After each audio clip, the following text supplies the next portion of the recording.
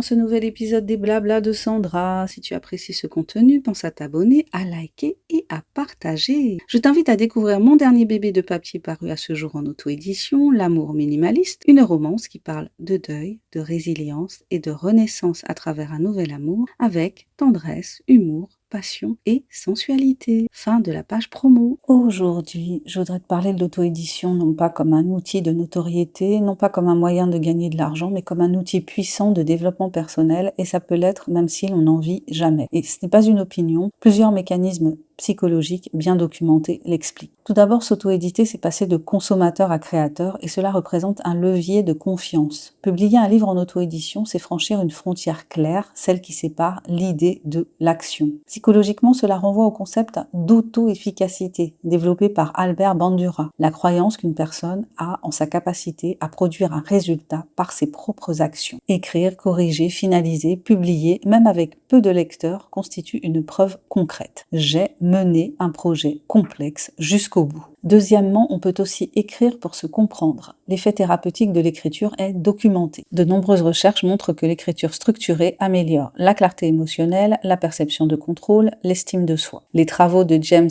W. Pennebaker sont parmi les plus cités. Ils démontrent que le fait de mettre des expériences en mots favorise l'intégration émotionnelle, même sans publication. Autrement dit, le bénéfice commence bien avant les ventes. Troisièmement, s'auto-éditer, c'est s'exposer volontairement et survivre. Publier, c'est accepter la possibilité de faire face à du silence, de la critique, de l'indifférence. C'est aussi un entraînement progressif à la vulnérabilité, un concept largement étudié en psychologie. Lorsque l'on constate qu'une critique ne détruit pas, qu'un faible nombre de